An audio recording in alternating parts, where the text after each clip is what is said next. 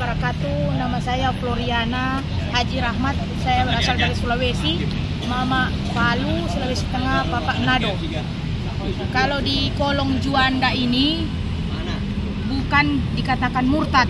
Rata-rata teman-teman saya ini itu hanya karena tuntutan perut lapar, lapangan kerja tidak ada. Jadi yang silih berganti dari Senin sampai hari Minggu itu dari Nasrani yang datang sering ibadah, memberikan pencerahan agama, kemudian diberikan makan. Kalau tidak ada dari Nasrani, Pak, mungkin semua orang baku bunuh di sini karena lapar. Jadi seperti itu. Yang dari Islam nggak ada? Dari Islam hanya ini. Yang dari Muslim hanya ini. Hanya ini? Hanya ini. Baru kali ini, hari Jumat.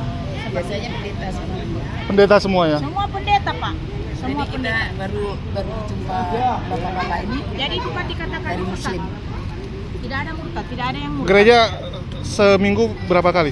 Ada satu biasanya, Pak, satu hari itu sampai 3 kali sampai 2 kali berikan berkat nasi dan nasi. Intinya dari Muslim itu tidak ada, hanya ini bisa dipertanggungjawabkan di jalur hukum. Kita bicara ini khususnya di kolong. Baru inilah ya. Baru ini, Pak. Tapi memang yang Nasrani kan memang mereka bilang dari gereja ya? Iya, dari gereja. Karena kita ibadah juga, ikut ibadah.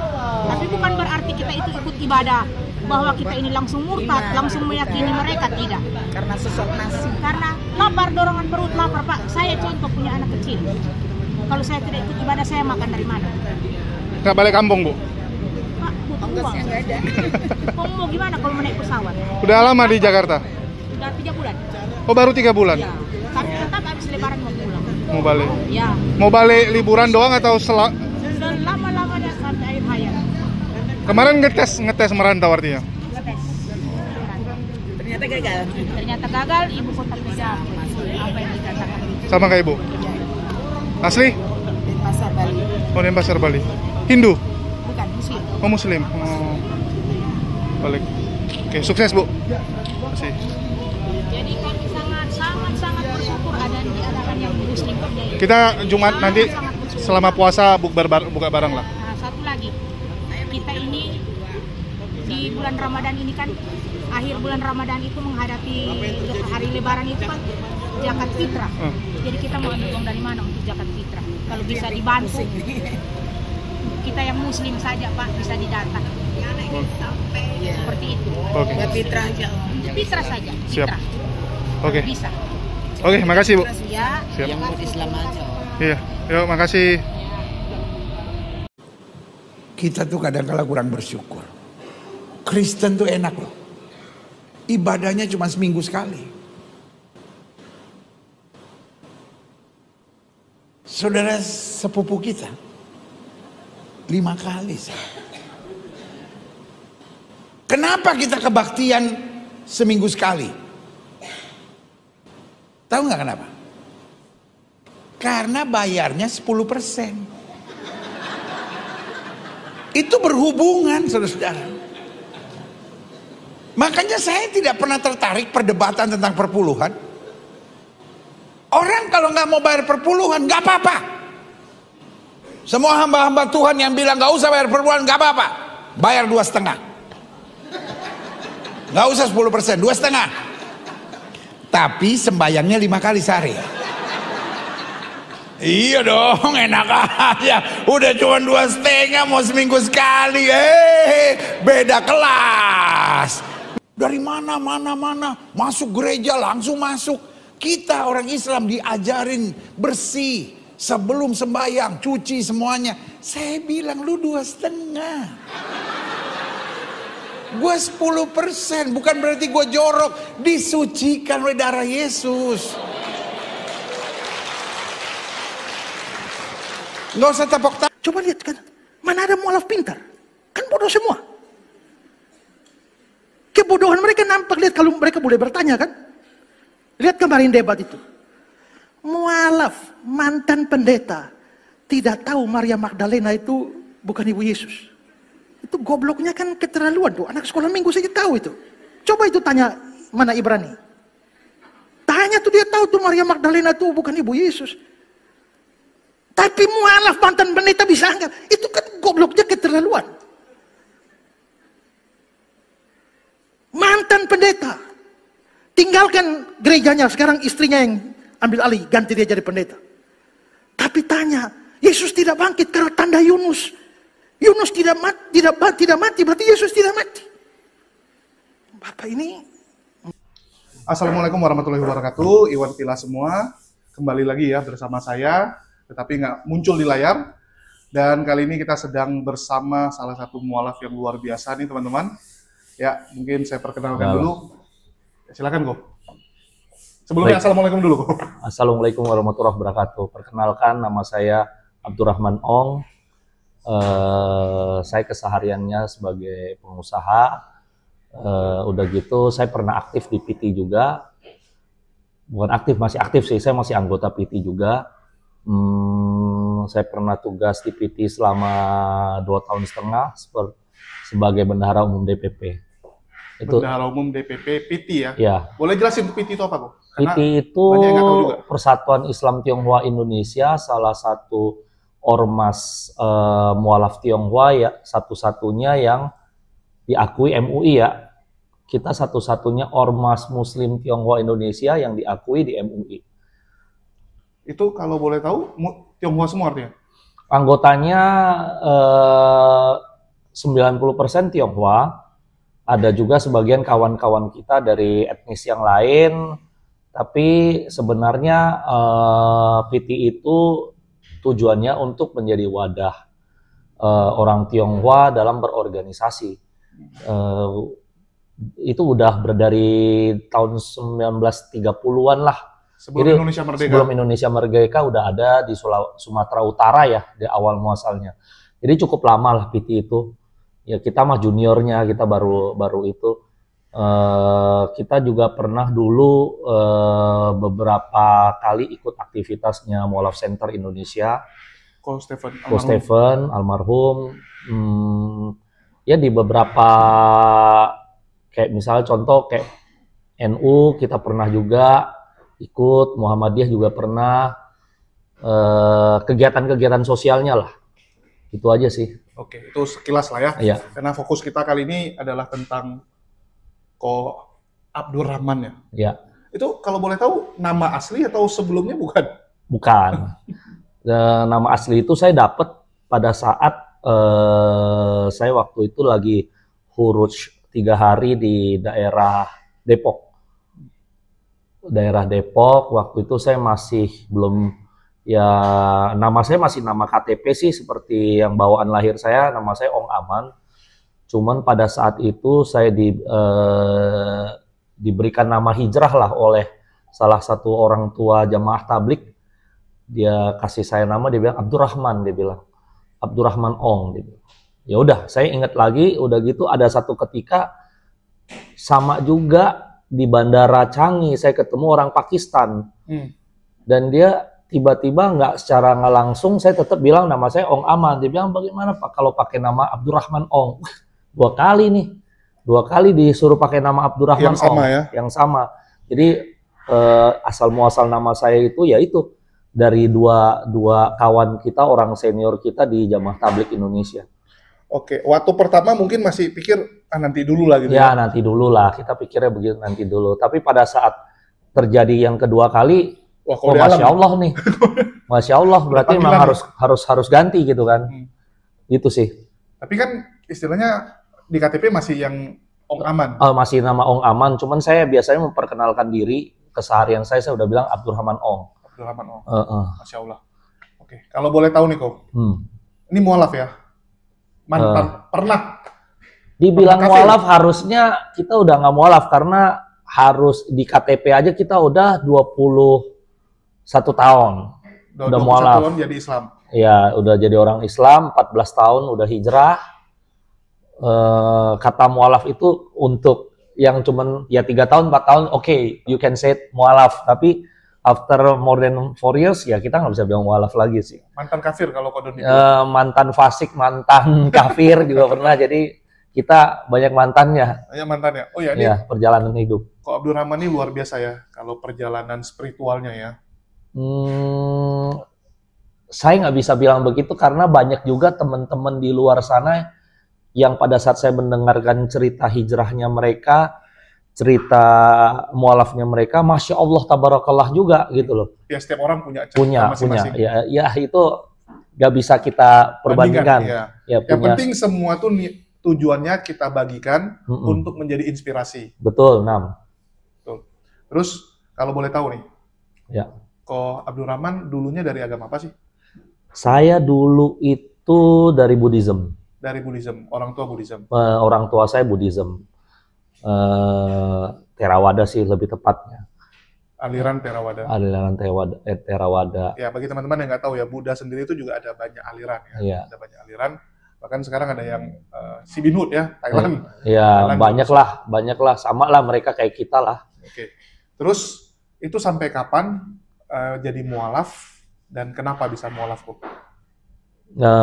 Itu proses perjalanan hidup saya pada saat sebenarnya ya kita pasti setuju kalau misalnya menjadi mualaf atau menjadi muslim itu tentunya harus karena Allah Subhanahu wa taala.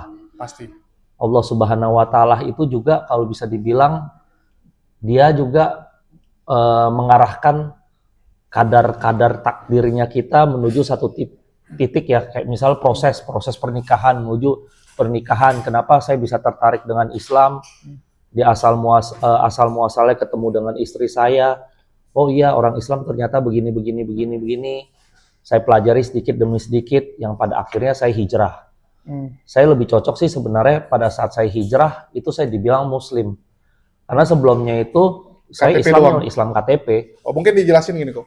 Dulu awal mula ganti KTP-nya, syahadatnya karena pernikahan ya? Karena pernikahan. Ya, awalnya. Karena pernikahan. Prosesnya itu melalui pernikahan. Mengenal Islam lebih dekat.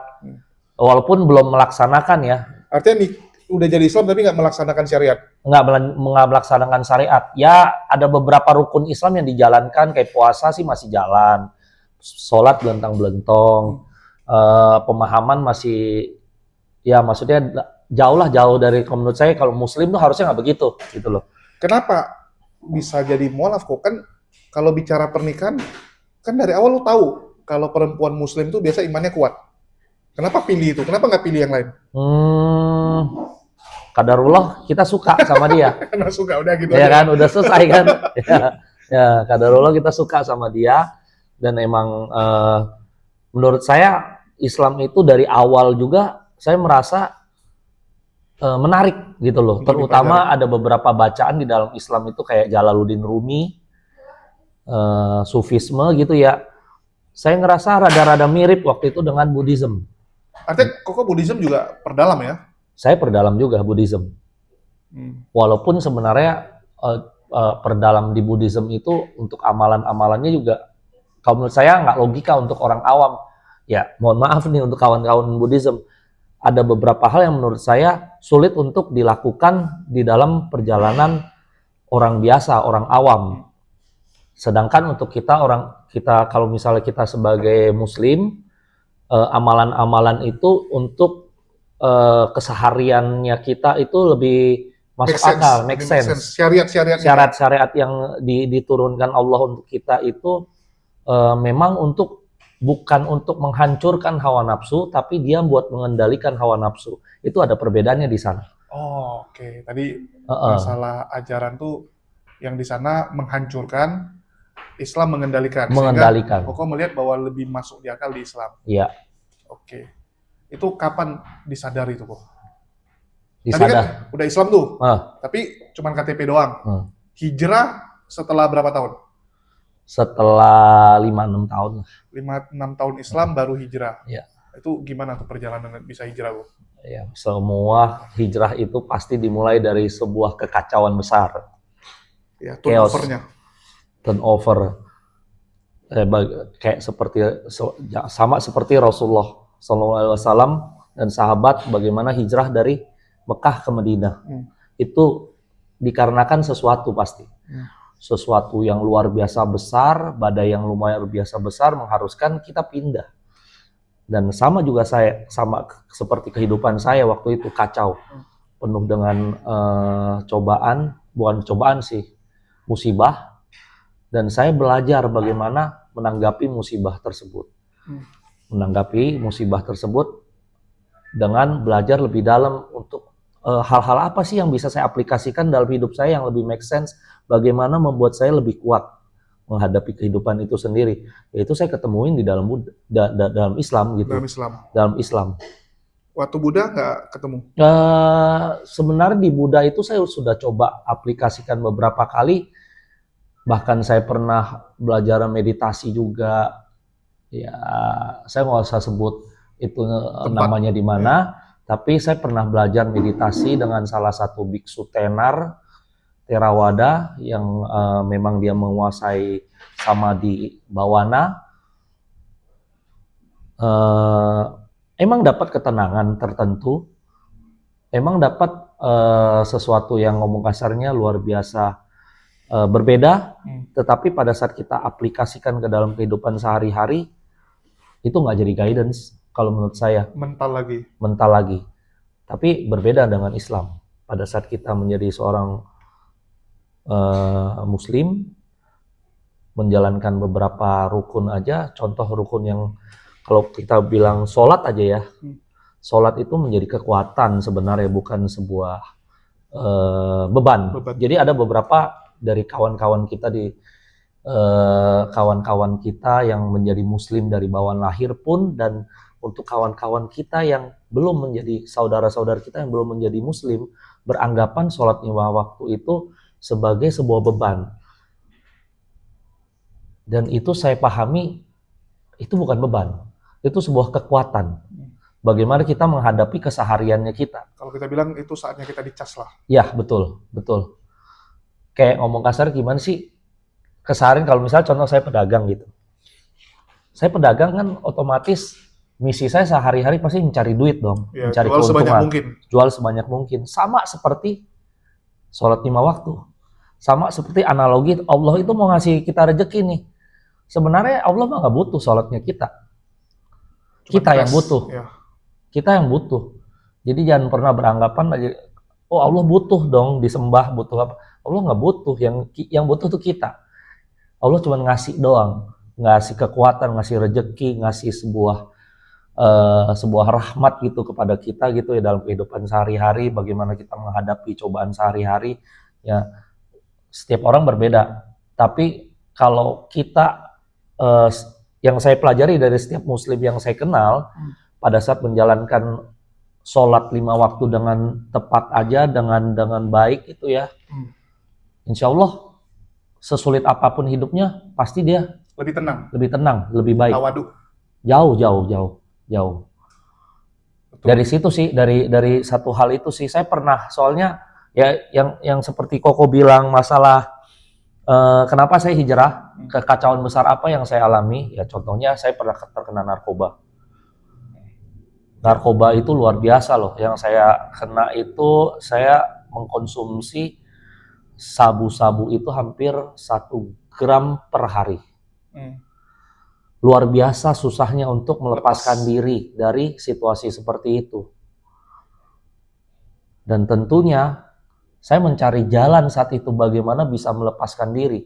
Bukankah orang nggak akan lepas sampai dia kayak udah OD, udah masuk rumah sakit, baru merasa, wah ternyata ini sia-sia. Biasa orang masih menggunakan kan masih puas-puas saja gitu. Oh, enggak.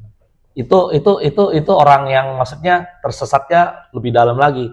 Kalau saya, karena saya biasa berpikir logik, saya juga sering belajar gitu ya.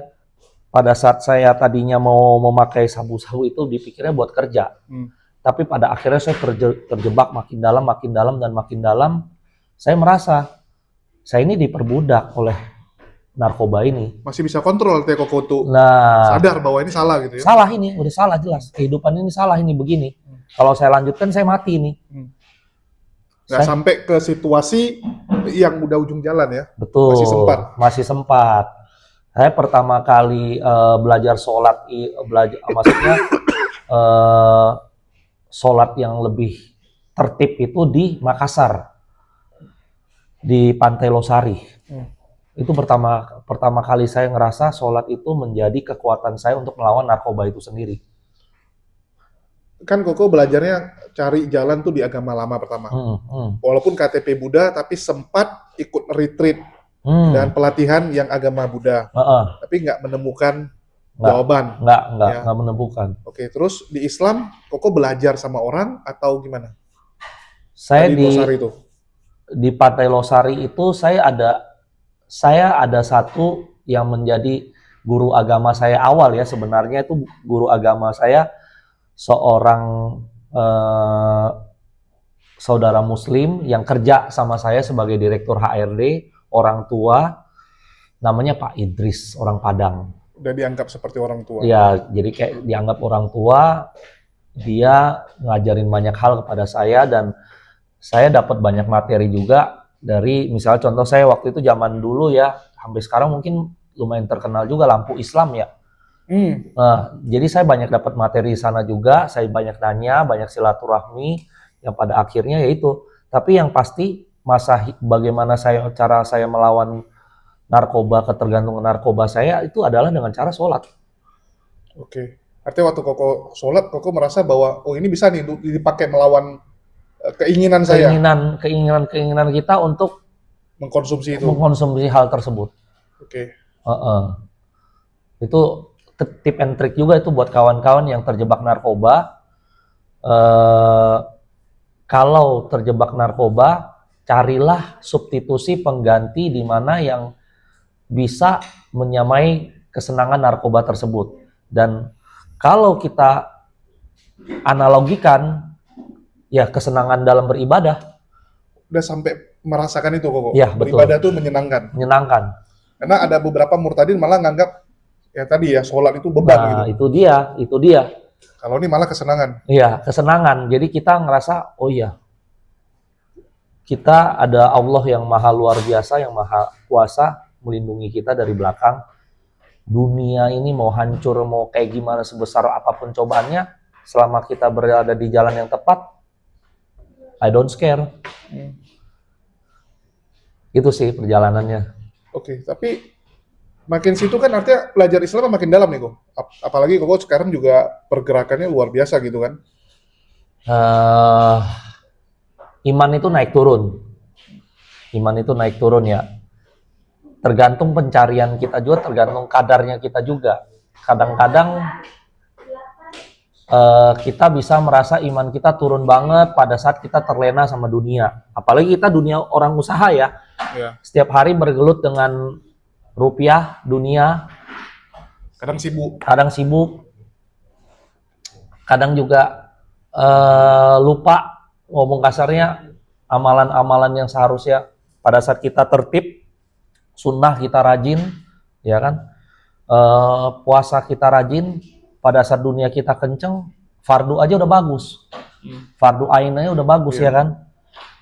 Ya, itu sih sebenarnya sih setiap kali dalam perjalanan hidup saya ya, saya ngerasa gitu loh, ada up and down-nya. Sama juga kali kok. Kayak iman juga up and down-nya ada ya. Tergantung bagaimana caranya kita itunya maintain-nya dan saya rasa nggak tahu ya kalau orang lain ya, saya ngerasa pada saat saya salah pasti diingetin Allah dengan musibah. Oh, jadi setiap ada musibah kok anggap itu sebagai peringatan. Oh, iya, peringatan, iya, introspeksi. Ada apa? Ada salah apa saya gitu. Pasti ada. Oke. Terus kenapa nih sampai bisa gabung majelis tabligh kok? Karena nggak semua, apalagi Cindo ya, ini agak bingung nih kok. Jujur, aku ketemu banyak majelis tabligh, tapi nggak pernah ketemu yang Cindo. Mungkin kok orang pertama? Enggak, banyak juga, ada juga beberapa. Tapi itu yang rata-rata sepuh-sepuh ya. Iya, yang tua-tua yang udah berjenggot, udah memang nggak ada aktivitas kok. Saya masuk itu karena pernah waktu itu saya ribut sama istri saya, kondisinya ribut, cobaannya lagi besar, lagi tinggi. Saya lari ke masjid Kebenjeruk. Satu-satunya masjid yang buka open 24 hour 7 days cuman di markas Jamaah Tabligh Kebenjeruk. Itu markas Majelis Tabligh Indonesia. Ya, markas Jamaah Tabligh Indonesia. Oh, oke. 24 hours, 7 days. Oke. Jadi di sana kita masuk, kita sholat sunnah, kita sholat tahajud, kita tidur di sana. Dan boleh percaya, boleh enggak, semua beban kita lepas di sana. Keesokan harinya. Oh, aku tahu itu. Waktu itu ada juga mualaf terdampar, dia tidurnya nampak di situ. Dia bilang ini buka sampai tengah malam. Betul. Jadi saya bingung, ini masjid mana nih yang buka kasih lu tidur? Dia bilang banyak yang tidur di situ. Ya. Ini yang Kebun Jeruk. Ya. Dia bilang Kebun Jeruk soalnya. Kebun Jeruk, iya. Ya. Jadi di situ memberikan apa sih ya, harapan untuk bagaimana kita memperbaiki diri kita lebih baik lagi. Pada keesokan harinya kita dapat bayan subuh, udah gitu selesai bayan subuh diajak kawan-kawan untuk takaza, ngambil takaza agama gitu kan. Udah gitu keluar 3 hari, ya hal-hal seperti itu sih. You can know it when you do it sih. Saya nggak bisa jelaskan terlalu gimana perasaannya itu, tapi yang pasti pada saat kamu berada di jalannya Allah, huruf fisabilillah, berdakwah sama kayak seperti jamaah tabligh, lu ada rasa ketenangan yang luar biasa. Oke. Itu sih. Tapi kan yang aku bingung tuh gini kok. Setahu aku ya, jamaah tabligh itu kan rutinitasnya banyak, kegiatannya banyak. Lebih banyak daripada ya, mohon maaf, kita lah yang umum gitu kan. Iya. Kokos di satu sisi pebisnis. Bagi waktunya gimana gitu? Di jamaah tabligh itu juga banyak pebisnis. Jadi saya juga lagi berusaha memahami. Saya paling bisa biasanya saya sekarang bayar nisab sebulan 3 hari. Contoh misalnya begitu ya. Kalau untuk program kayak seperti 40 hari, 4 bulan, setahun, belum saya ambil. Karena belum sampai saya ke arah sana. Maksudnya belum, makomnya masih, saya rasa tuh saya masih SD. Mereka SMP, SMA, beda. Ya. Tapi kalau kita bicara orang yang berada di SMP, SMA, atau perguruan tinggi, banyak yang bisa. Mereka juga pengusaha. Tapi mereka bisa otomatis. Usahanya otomatis. Usahanya otomatis. Kan Allah atur. Ya. Saya juga banyak tuh cerita di jamaah tabligh soal begituan. Pada saat kita ngerasa seperti, oh iya, nggak mungkin terjadi gitu. Nggak mungkin terjadi. Ya apalagi Jakarta kok, aku sampai bingung ya, Mbak. Kayak yang saya aja bagi waktunya kadang-kadang bingung gitu. Apalagi kok bilang di satu sisi usaha, yang notabene juga koko pemimpin tertinggi, artinya banyak kerjaan. Di satu sisi juga harus ikut jamaah tabligh gitu, rajin banget gitu kan. Sebulan 3 hari sih nggak susah sebenarnya. Ngambil contoh Kamis, Jumat, Sabtu, Minggu. Sebulan 3 kali, misal contoh ya, ngambil begitu ya, udah kelar. Yang susah memang ya 45 hari, 4 bulan. Ya ada orang begitu. Dan mereka hidup-hidup aja loh.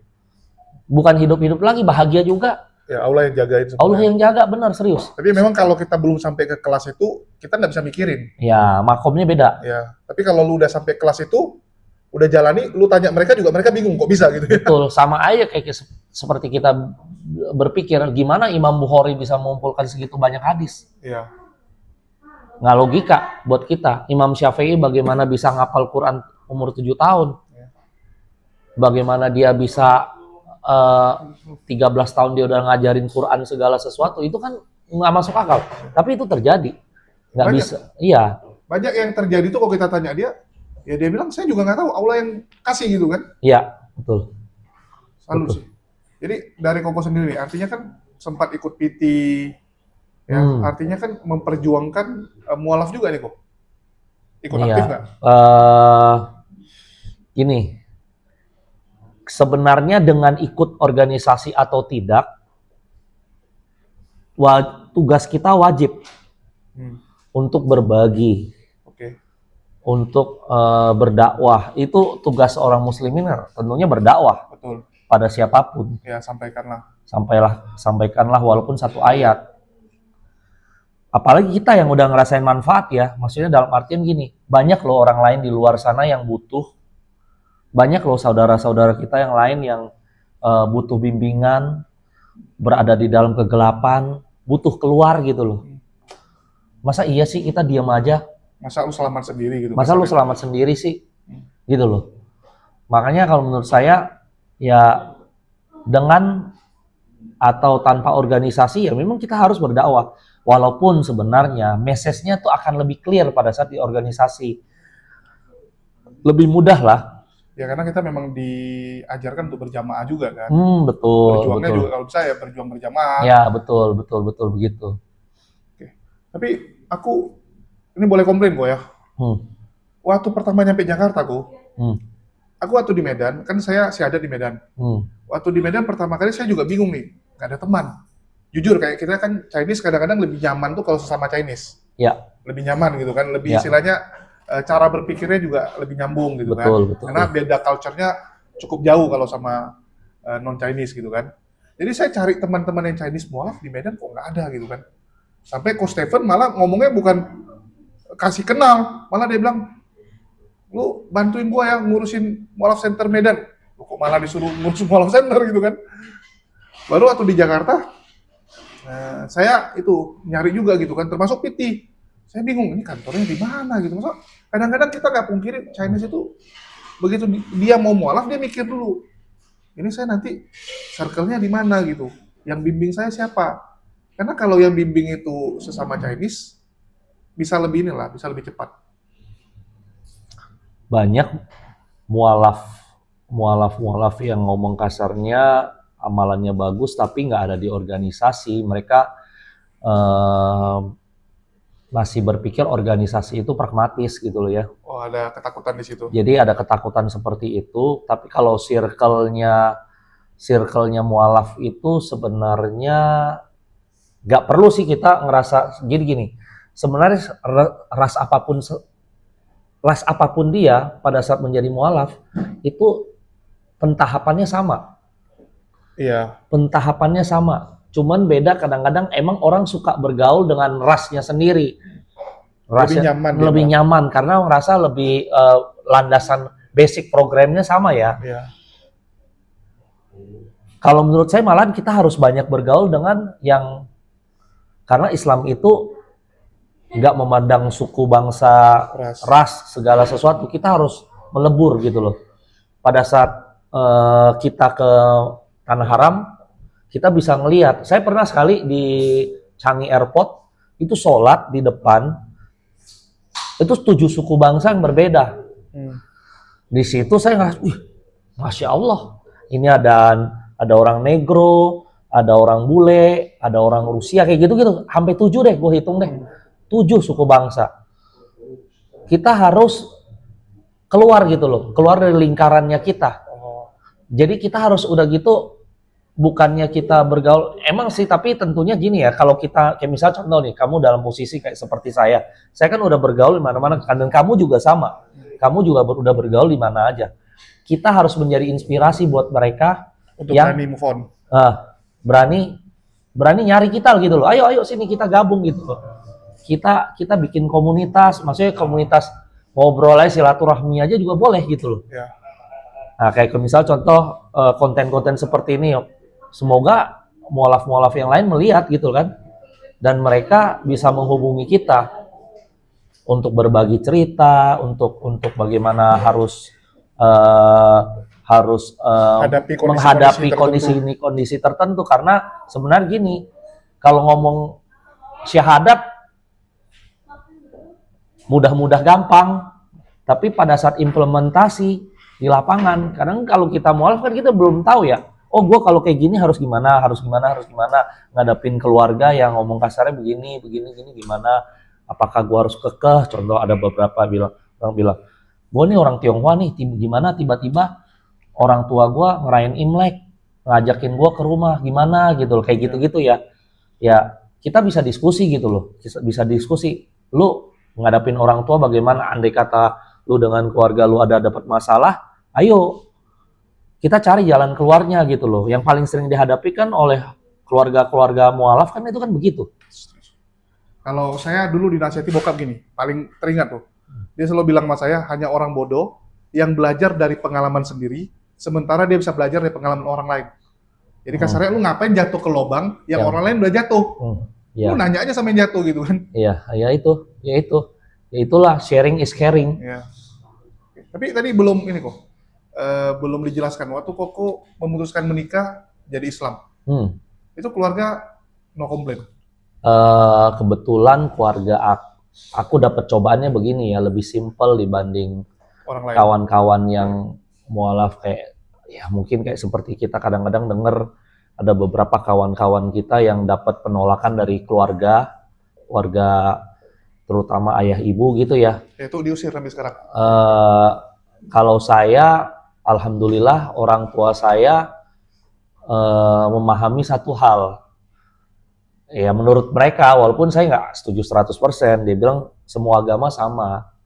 Mereka bilang begitu. Konsepnya gitu. Konsepnya mengajarkan kebaikan. Jadi malahan ibu saya nitip pesan ke saya begini, lu kalau jadi muslim yang benar. Lu jangan cuma nggak makan babi doang. Lu harus jangan minum minuman keras, lu jangan judi, lu jangan main cewek. Ya, kalau Chinese selalu pesannya orang tua itu sih. Nah, mau agama itu kan. apapun itu pesannya. Tapi kan banyak Chinese juga minum judi jalan. Iya. Iya kan? Jalan juga. Ya istilah kasarnya begitu dah. Komplit. Ya kan? Tapi kalau mereka tahu kan, kalau orang tua saya kebetulan saya bilang moderat, ya udah nggak apa-apa, lu Islam nggak apa-apa. Tapi kan stigma Islam itu kadang jelek kok ya. Kebetulan di keluarga saya moderat juga, jadi mereka beranggapan ini pasti yang salah bukan agamanya, yang salah tuh oknumnya. Ya karena kan Jakarta ini kan 98 paling chaos gitu. Ya. Kalau dibilang 98 paling chaos, betul, chaos, terjadi kerusuhan besar, terutama sebenarnya kalau kita mau tilik dari agama ya, kita bilang dari Islam ya, boleh dicek, tanya pendapatnya, mau ustadz manapun juga, mau syekh manapun juga, hal seperti itu tidak akan dibenarkan dari pihak manapun juga. Di dalam Islam itu ada yang dinamakan ashabiyah, dilarang. Dilarang juga melukai. Ya. Dilarang, nggak mungkin ada ulama atau orang yang dalam Islam ya bicara itu kejadian 98 itu kejadian yang baik. Jadi itu bukan, jangan sampai kita analogikan 98 itu kelakuan orang muslim, kelakuan orang fasik. Yang benar begitu. Tapi kan banyak juga, kita nggak pungkiri ada yang melabelin gitu kan. Yang melabelinya itu tentunya orang-orang yang kurang paham tentang Islam itu sendiri. Asal tahu ya, di markas Jamaah Tabligh Indonesia yang di Kebon Jeruk itu pada saat kerusuhan tahun 98 itu ada menyelamatkan berapa banyak keluarga Tionghoa yang masuk ke dalam masjid dan nggak diganggu, nggak ada yang berani ganggu karena pada saat waktu itu ada sekumpulan kayak tentara entah apalah gitulah ya mau masuk itu santri-santri sana siap jihad fisabilillah loh. Buat ngebela lo orang yang mungkin ngomong kasar jelas-jelas bukan agama Islam. Tapi mereka siap bela karena mereka bela kebenaran. Lu masuk dalam masjid ini, oke, kita siap gitu ya. Kita siap gitu loh. Jadi istilah kasarnya tahun 98 itu jangan dianalogikan sebagai orang muslim yang melakukan. Jadi menurut Koko nih, kan masih banyak pandangan negatif kepada Islam. Terutama untuk orang-orang di luar sana tuh. Kira-kira gimana yang bisa kita lakukan supaya mengikis lah stigma-stigma negatif itu? Ya kalau bicara ke arah sana sebaik-baiknya dakwah tentunya dakwah akhlak ya. Bagaimana kita ya tentunya seperti inilah. Kita ini nggak bisa merepresentasikan Islam itu secara paripurna pasti. Nggak sanggup. Nggak sanggup. Ya udah paham lah, nggak sanggup. Tapi tentunya kita juga harus kasih tahu ke orang-orang. Yang benar dari saya, yang benar dari Allah, yang salah dari saya. Itu, udah. Selesai. Halas. Jadi kalau ada orang bilang, oh ya, kenapa orang muslim gini-gini, lu lihat dia sholat kagak? Yang orang ini, misalnya ada orang ngomong, ah itu karyawan lu nggak benar, orang muslim tapi gini-gini. Lalu lihat dia sholat gak? Dia Kelakuannya kagak gimana? sholat, kelakuannya kagak, dia cuma Islam KTP. Dan andai kata dia sholat pun nggak berarti dia maksud. Jadi kalau lu mau tahu Islam lebih jauh, lu belajar. Kalau selalu saya ngomongin begitu, lu belajarin dulu. Lu kan suka baca nih, misal contoh ada teman kita yang suka baca gitu. Gua kasih lu buku. Lu pelajari dulu. Lu mau belajar dari sisi apapun, oke. Contoh lu mau belajar perang salib, 1-2 bukunya gua ada, lu pahami aja dulu. Bagaimana kalau kita ngomong orang Islam itu, contoh nih teroris, misal orang Islam itu kasar, mentalnya rusuh atau Anarkis lah gitu. anarkis gitu ya. Itu apa ya? Kalau menurut saya itu nggak pernah terjadi dalam sejarah. Walaupun itu cuman sebenarnya labeling aja. Kita lihat dari perang salib pertama kedua aja kita paham tuh. Bagaimana perang salib pertama orang Islam dibantai loh semuanya di Yerusalem. Tapi apa yang terjadi di perang salib kedua pada saat muslimin menang? Enggak kok. Iya. Dilepasin. Karena kita punya aturan. Nah, kita punya aturan main. Kata Salahuddin Al-Ayyubi, kata John Mann, saya bukan kalian gitu loh. Kita juga kalau di Quran nggak diajarkan ya kita nggak berani gitu. Ya betul. Bukan Jadi karena dendam pribadi, penilaian subjektif nggak boleh. bukan. Harus- Walaupun ada ya, kita bukan bilang nggak ada nih. Misalnya contoh bagaimana bisa kita jelaskan lah satu persatu kalau misalnya mau apa? Mau Diskusi, coba debat, bukan debat lah, diskusi ya ke kita ya. Misal contoh ada orang bilang, oh ya lu lihat tuh perang Suriah, Irak segala suatu orang dibakar hidup-hidup. Emangnya dia benar? Emang karena dia bilang dia Allahu Akbar udah gitu kita bilang dia benar. Itu yang juga sedih kok. Jadi seakan-akan kalimat takbir itu dianggap sama orang sebelah tuh kayak paspor kematian jadinya. Ya itu karena salah paham dan banyak juga ngomong kasarnya orang-orang. Jadi ginilah, orang-orang itu melihat stigma Islam dari propaganda media yang dilakukan. Orang Islam juga tentunya bukan 100% benar, nggak bisa Ada oknum-oknumnya. ada oknum-oknumnya. Tapi makanya kita harus punya referensi ulama-ulama Islam yang memang makomnya di ilmu gitu loh. Yang bisa jelaskan kita tentang apakah perbuatan ini benar, apakah perbuatan ini salah gitu loh. Nggak bisa kita bicara, oh iya, mentang-mentang dia kalau dia situ orang nggak benar, teriak Allahu Akbar mah apa susahnya coba? Ya, semua orang juga bisa. Semua orang juga bisa. Nyamar juga bisa. Bisa, apa nggak bisa? Zaman propaganda. Ya intinya Islam nggak pernah mengajarkan kekerasan. Islam hanya bertahan dan hanya melindungi apa yang lemah gitu loh. Nggak pernah ngomong kasarnya kita Yang duluan, kita dilarang duluan. Kita nggak. Harusnya ya. Kita memerangi saat diperangi. Betul. Terus nih kok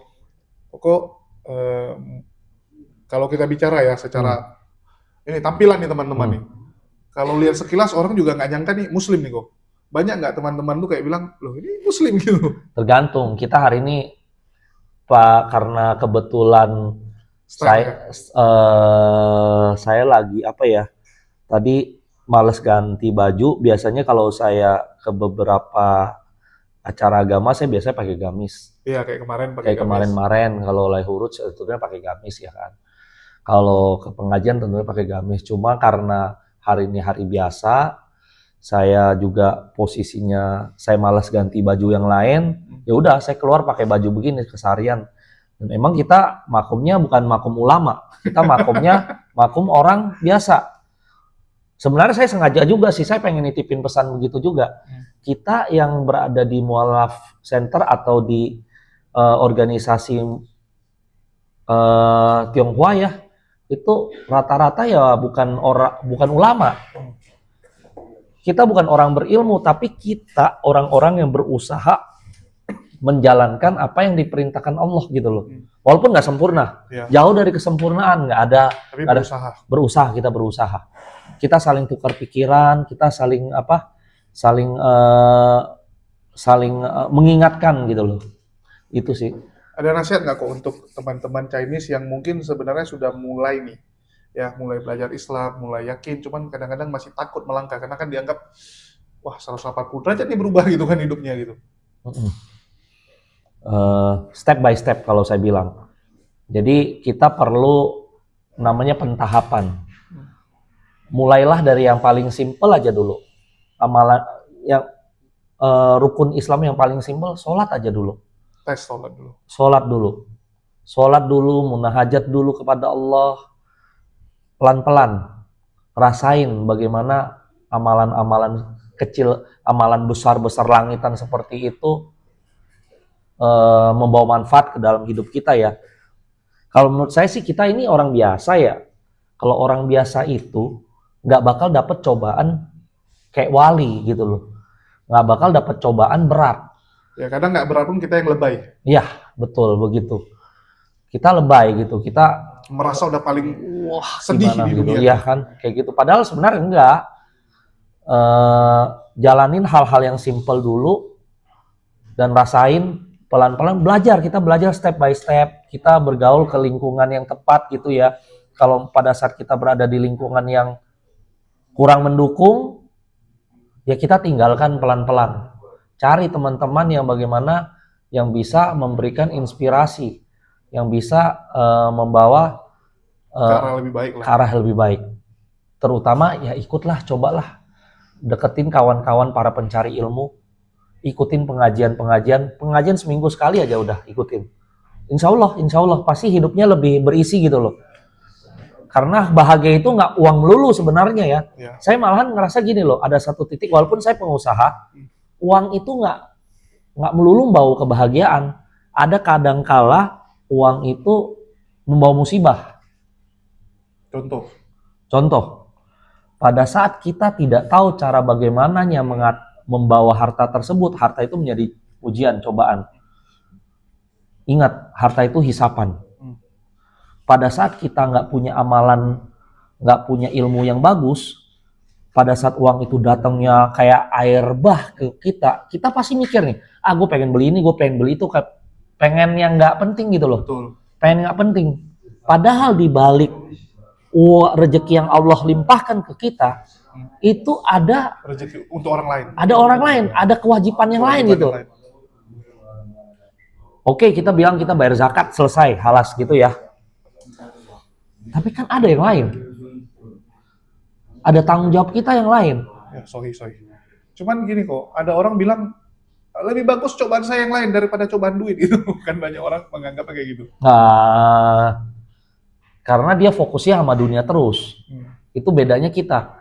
Doa kita aja, Rabbana atina fid dunya hasanah wa fil akhirati hasanah. Ya kan? Asah. Jadi itu hal-hal seperti itu sebenarnya pemikiran-pemikiran yang seperti itu cetek aja gitu. Dia belum belajar lebih dalam lagi. Dia belum ngerasain kepuasan pada saat berenang di lautan ilmu. Dia haus, dia malahan dia bukan berenang sebenarnya. Kalau orang-orang yang seperti itu, dia kebanyakan minum air laut. Aus gitu loh. Batinnya tuh nggak pernah tenang. Pengen lagi. Yang pada akhirnya membawa dia kepada kehancuran. Ya.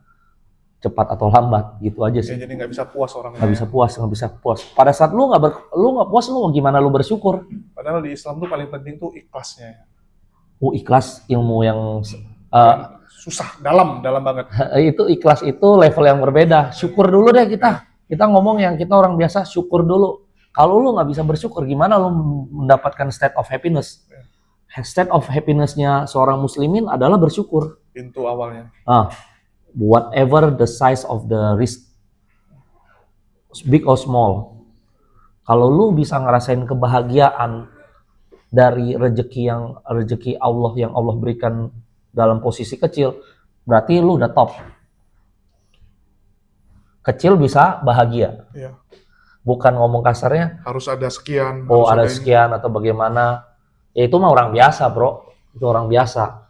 Karena ya ada orang bisa bawa keluarganya makan lesehan juga, masalah pinggir jalan ya, emperan juga udah bahagia banget gitu kan, nggak harus melulu wah lu punya mobil mewah dan sebagainya gitu. Iya, iya, betul. Tingkat Betul. kebahagiaan orang tuh ya beda-beda. Yang penting lu bisa ikhlas nggak? Yang penting lu bisa syukur dulu nggak? Syukur, syukur. Syukur. Ikhlas level yang berbeda, level yang sungguh berbeda ikhlas itu.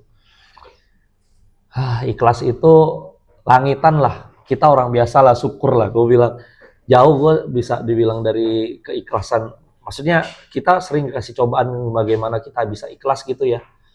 Belum bisa sih, belum bisa ikhlas fully, totally, 100%. Pasti ada keluhan sedikit. Pasti ada keluhan sedikit. Walaupun dalam rangka, wah saya cuma bercanda kok gitu kan. Tapi kan sebenarnya udah terbesit. Iya, betul, betul. Udah terbesit. Iya, ujian-ujian sih. Ya, itu step by step lah semuanya. Nah, step by step, step by step. Oke, mungkin ada lagi mau ditambahin nih kok Udah. untuk teman-teman. Dah, alhamdulillah udah. Luar biasa nih teman-teman. Ini salah satu ini ya, mualaf ya, bisa dibilang masih ya mualaf lah ya. Ya, mualaf lah kita. Pernah mualaf yang luar biasa nih Ko Abdul Rahman ilmunya. Semoga apa yang kita sampaikan bisa menginspirasi yang paling penting gitu ya. Amin. Amin. Yang sekali lagi yang baik itu dari Allah, segala kekurangan ya itu dari kami. Kalau ada Ya. tutur kata yang salah, saya mohon maaf.